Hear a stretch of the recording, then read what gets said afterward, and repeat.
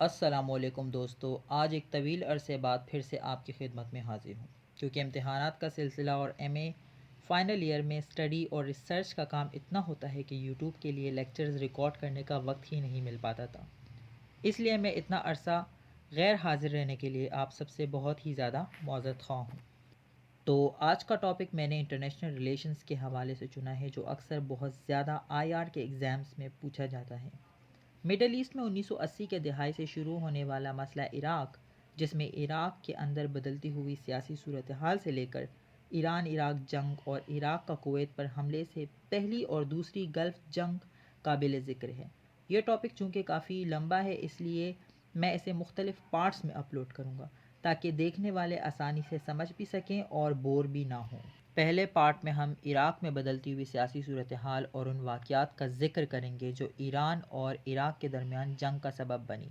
اس کے علاوہ ہم باس پارٹی کا بیک گراؤنڈ بھی بتائیں گے کہ کس طرح سے عراق میں برسر اقتدار آئی، جن انقلابی گروپس نے اس میں اہم کردار ادا کیا، ان کا ذکر بھی کریں گے، اور امریکہ، پاکستان، سعودی عرب، اقوام متحدہ سمیت باقی دنیا اور بالخصوص مسلم دنیا پر مرتب ہونے والے اثرات کا بھی ذکر کریں گے۔ دوستو، 1979 خطے کے لیے ایک اہم سال کی اہمیت رکھتا ہے کیونکہ اسی سال میں پورے خطے میں سیاسی تبدیلیاں دیکھی گئی۔ خانہ کعبہ کا محاصرہ ہو یا پھر ایرانی انقلاب یا پھر افغانستان پر سوویت روس کا قبضہ، پورے خطے میں سیاسی تبدیلیاں رونما ہوئی۔ اسی طرح عراق میں بھی باس پارٹی جو سوشلسٹ خیالات کی حامی تھی، اس میں بھی تبدیلیاں نظر آئیں جب عراق کے نائب صدر صدام حسین نے گن پوائنٹ پر اپنے ہی صدر اور کزن احمد حسن باقر سے استعفیٰ لیا اور خود عراق کے صدر اور باس پارٹی کے لیڈر بن گئے۔ اور ایران میں انقلاب کے بعد انہیں یہ ڈر تھا کہ خمینی کا اگلا ٹارگٹ عراق ہوگا، کیونکہ ایران کے بعد عراق وہ دوسرا ایسا مسلمان ملک تھا جہاں پر شیعہ مسلمانوں کی آبادی سنی مسلمانوں سے زیادہ تھی۔ صدام چاہتے تھے کہ ان تمام گروپس اور انہی کے آرمی کے افسران کے خلاف کارروائی کی جائے جو عراق میں بغاوت کے لیے راستہ ہموار کر سکتے تھے۔ ان دنوں آیت اللہ باقر الصدر جو عراق میں ایک روحانی پیشوا تھے، وہ عوام میں کافی مقبول تھے اور انہیں ہی اگلے خمینی کے طور پر عراق میں دیکھا جا رہا تھا۔ اب ہم بات کریں گے ان واقعات کی جو وجہ بنی ایران اور عراق کے درمیان ہونے والی ایک طویل جنگ کی۔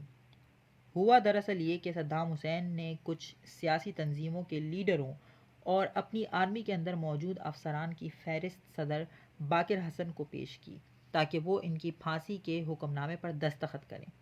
تاہم صدر باقر کو یہ اقدام کافی جارحانہ لگا کیونکہ وہ تمام افراد شیعہ مسلک سے تعلق رکھتے تھے اور ان کی پھانسی سے ملک میں فرقہ وارانہ فساد جنم لے سکتا تھا۔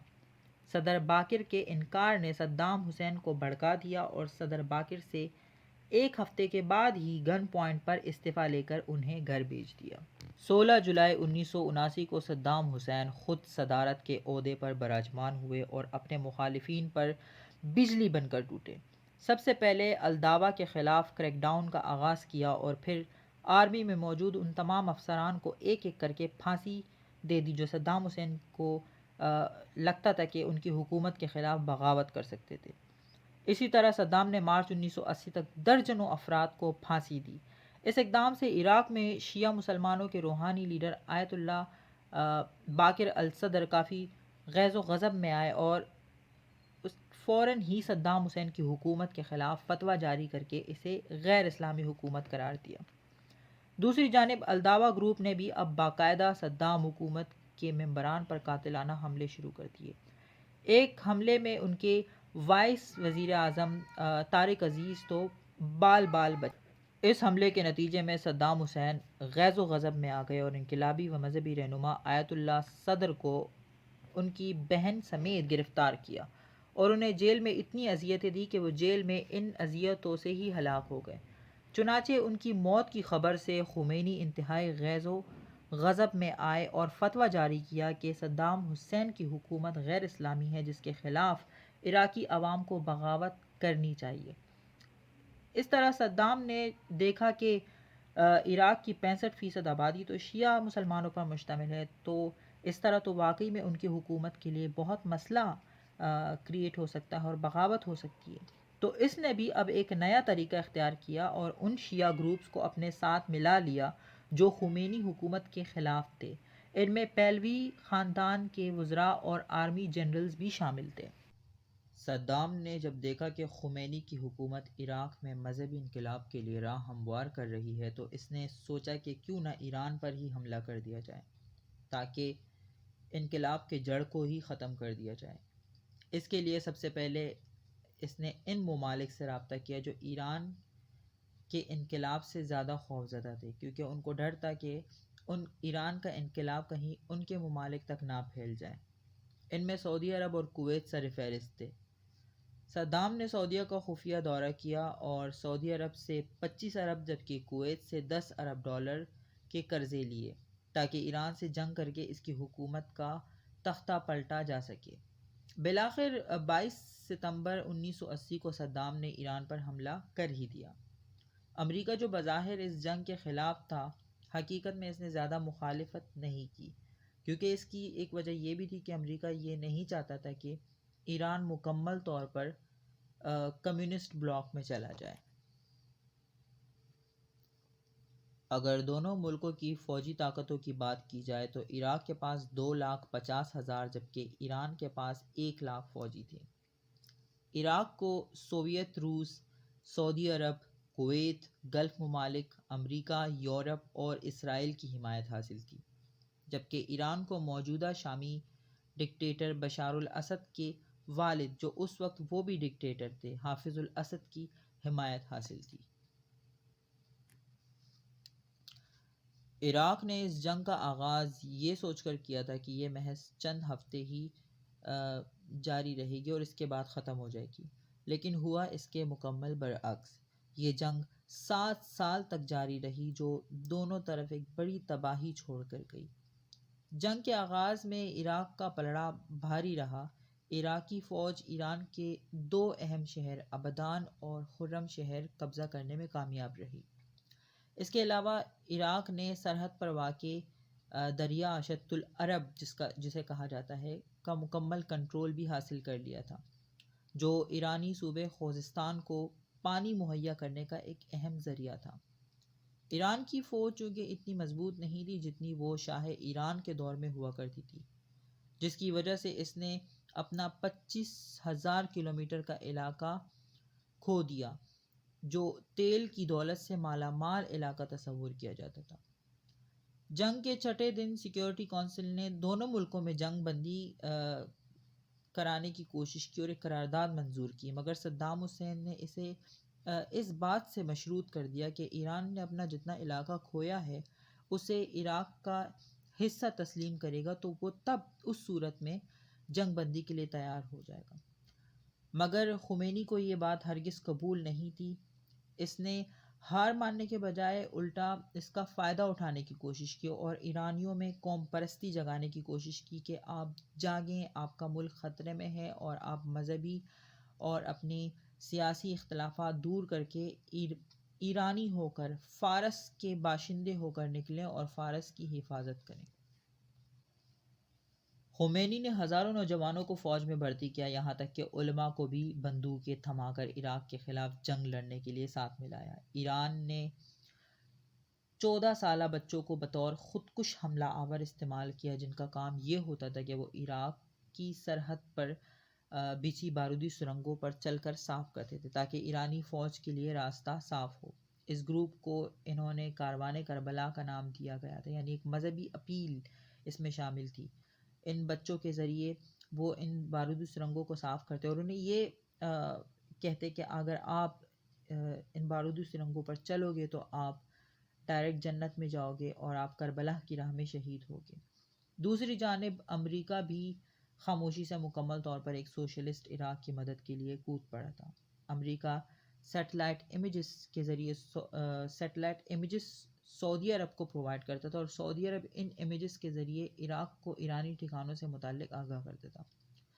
انہی دنوں 20 جون کو رونلڈ ریگن نے صدر بنتے ہی ایران سے ایک خفیہ ڈیل کے ذریعے اپنے ہاسٹیجز کو رہا کروایا جو 1980 میں تہران میں امریکی سفارت خانے میں قید کر دیے گئے تھے۔ دوسری جانب پوری دنیا پر اس جنگ کے اثرات بری طرح پڑنا شروع ہوئے جب ایک اور آئل شاک ہوا۔ تیل کی قیمتیں اچانک $28 فی بیرل تک پہنچ چکی تھی۔ ابادان اور خرم شہر اب مکمل طور پر عراق کے قبضے میں آ چکے تھے۔ صورتحال 1982 میں بدلنا تب شروع ہوئی جب ایرانی افواج اب عراقی فوج کو پش کرنے لگی۔ صدام کی بے چینی میں بھی اضافہ ہونا شروع ہوا، کیونکہ جو لون اس نے سعودی عرب اور کویت سے یہ کہہ کر لیا تھا کہ وہ ایران کو 2 ہفتوں میں سرنڈر کرنے پر مجبور کر دے گا، وہ اب اس کی اپنی ٹیریٹری کے لیے خطرہ بننے لگی، کیونکہ اب ایران نے عراقی شہر بصرہ پر بھی بمباری شروع کر دی تھی۔ صدام نے اس خوف سے کہ اس کی ٹیریٹری کہیں ایران عراق کی ٹیریٹری پر قبضہ نہ کر بیٹھے، اس خوف سے اس نے جون 1982 میں یک طرفہ طور پر جنگ بندی کا اعلان کر کے امن کا اشارہ دے دیا تھا، مگر اب ایران رکنے کا نام نہیں لے رہا تھا۔ ایران کی جارحیت دیکھ کر گلف ممالک میں خوف کی فضا قائم ہوئی، کیونکہ ایران نے عرب خطے کے سب سے طاقتور ملک عراق کو یک طرفہ سیز فائر کرنے پر مجبور کر دیا تھا۔ اب ایران مزید طاقتور بن کر اپنا انقلاب جو پہلے ہی لبنان تک منتقل کر چکا تھا، اب اسے دیگر عرب ریاستوں تک بھی پہنچا پاتا۔ اب عرب ممالک کسی اور کی طرف نہیں بلکہ امریکہ کی طرف دیکھنے لگے تھے اور اسے اپنا مسیحا سمجھنے لگے تھے، اور یہی وجہ ہے کہ امریکہ اس خطے میں کود پڑا جو اب تک اس خطے میں موجود ہے۔ بہرحال جنگ اپنے 5ویں سال میں داخل ہو چکی تھی اور اتنی انٹینس ہو چکی تھی کہ دونوں ملکوں کی افواج نے اب اپنی غیر فوجی آبادیوں پر بھی بمباری شروع کر دی تھی۔ جنگ اس وقت مزید شدت اختیار کر گئی جب دونوں ممالک نے ایک دوسرے کے دارالخلافوں کو بھی نشانہ بنانا شروع کر دیا۔ صدام نے 1986 میں انتہائی مہلک کیمیائی ہتھیاروں سے ایرانی دارالحکومت تہران پر بمباری کی۔ دوسری جانب ایران جب کیمیائی ہتھیاروں سے نہایت ہی تنگ ہوا تو اس نے بھی اپنی حفاظت کے لیے ایٹمی ہتھیاروں کے حصول کے لیے کام شروع کیا۔ کہا جاتا ہے کہ ایران نے پاکستان سے بھی اس سلسلے میں رابطہ کیا تھا۔ چنانچہ یہی وہ وقت تھا جب دنیا کے تمام لیڈرز اب سوچنے پر مجبور ہو گئے تھے کہ ایسے ہتھیاروں کے استعمال پر پابندی لگنی چاہیے جو ماس ڈسٹرکشن کا باعث بنتے ہیں۔ اسی جنگ کے نتیجے میں 1993 میں بالآخر کیمیکل ویپن کنونشن کا قیام ہوا، جس کے تحت کیمیائی ہتھیاروں کے استعمال پر مکمل پابندی لگا دی گئی تھی۔ ابھی ایران اور عراق کی جنگ جاری ہی تھی کہ سعودی اور ایران کے درمیان بھی تنازع شدت اختیار کرنے لگا۔ ایران یہ سمجھتا تھا کہ عراق کے پیچھے سعودی عرب کار فرما ہے جو اسے امداد فراہم کرتا ہے۔ اسی سال حج کے دوران ایرانیوں نے سعودی بادشاہ کے خلاف نعرے بازی کی اور خمینی کے پوسٹرز اٹھا کر نعرے لگائے۔ جواباً سعودی پولیس نے شیلنگ کر کے 400 حجاج کو ہلاک کر دیا۔ بدلے کی آگ میں جلتے ہوئے ایران نے انقلابیوں کو تہران میں سعودی سفارت خانے پر دھاوا بولنے کے لیے اکسایا اور سفارت خانے کو آگ لگا کر ایک سعودی سفارتکار کو ہلاک بھی کر دیا۔ اس کے نتیجے میں دونوں ممالک میں اب سفارتی تعلقات بھی مکمل طور پر منقطع ہو چکے تھے، جو پہلے تھوڑے بہت تھے وہ بھی اب بالکل ختم ہو چکے تھے۔ سعودی اور ایران کے تعلقات مزید خراب ہونے کے بعد امریکہ جو پہلے خاموش حمایت کرتا تھا اب وہ کھل کر عراق اور سعودی عرب کی مدد کے لیے آ گیا اور برطانیہ کے ساتھ مل کر گلف میں نیول بلڈ اپس شروع کر دی تھی اور ایران کی 3 نیول بوٹس تباہ کر کے ایران کو ایک کھلا پیغام بھیج دیا۔ دوسری جانب گلف میں امریکی موجودگی سے صدام کے حوصلے مزید بلند ہوئے اور اس نے ایران پر کیمیائی حملے مزید تیز کر دیے۔ صدام کے کیمیائی حملوں سے تہران کی عوام اتنی پریشان ہو گئی تھی کہ 1988 تک کہا جاتا ہے کہ تہران کی آدھی آبادی نقل مکانی کر چکی تھی۔ جنگ مزید ڈرٹی تب ہوئی جب صدام نے اپنے ہی ایک شہر حلبجہ پر کیمیائی بم پھینکنا شروع کر دیے جو اس وقت ایران کے قبضے میں تھا۔ بات اگر کرے جنگ کے اختتام کی تو 1988 تک ایرانی لیڈرز اور عوام اب کیمیائی حملوں اور معاشی بدحالی کی وجہ سے بیزار ہو چکے تھے اور چاہتے تھے کہ جنگ اب ختم ہو، جس کے لیے ان کے پاس کوئی خاص جواز نہیں تھا۔ یہ جواز انہیں ایک امریکی حملے سے ملا جب ایک امریکی نیول ڈسٹرائر نے ایرانی پیسنجر جہاز کو نشانہ بنایا۔ اس حملے میں 400 ایرانی شہری ہلاک ہوئے، تاہم امریکہ نے اسے غلطی سے فائر ہوا حملہ کہا۔ اب کیمیائی حملوں، معاشی تباہی، امریکی حملے اور گرتے ہوئے مورال نے بالآخر ایران کو اس قرارداد پر دستخط کرنے پر مجبور کر دیا جو 1980 میں سلامتی کونسل سے ایران اور عراق کے درمیان جنگ کو ختم کرنے کے لیے پاس ہوئی تھی۔ اب سوال یہ بنتا ہے کہ یہ جنگ کون جیتا؟ اگر غیر جانبدار تجزیہ کیا جائے تو دونوں ممالک کو جغرافیائی حوالے سے کچھ بھی حاصل نہ ہوا۔ صدام حسین نہ تو خمینی کی حکومت کو گرا سکا اور نہ ہی وہ خرم شہر ابادان اور شط العرب پر اپنا قبضہ رکھنے میں کامیاب ہو سکا۔ البتہ وہ سعودی اور کویت کے اربوں ڈالر کے قرضے تلے دب گیا، جس نے بعد میں ایک نئے تنازع کو جنم دیا۔ اسی طرح خمینی بھی صدام حسین کی حکومت کو گرانے میں ناکام ہوا، جبکہ عراق میں انقلاب بھی نہیں لا سکا۔ دونوں ممالک نے 2 لاکھ سے زائد شہریوں کو گنوایا اور اربوں ڈالرز کا نقصان ایک دوسرے کا کیا۔ اس کے علاوہ اگر فائدے کی بات کی جائے تو عراق کی فوج ایک مضبوط فوج کے طور پر نکلی، مگر کیمیائی ہتھیاروں کے استعمال سے صدام نے اپنی بین الاقوامی ساخت کو نقصان پہنچایا۔ ایران میں بھی خمینی نے اپنے انقلاب کو سٹیبلائز کیا اور اب اس نے بھی نیوکلیر ہتھیار حاصل کرنے کی دوڑ شروع کر دی جو اب تک جاری ہے۔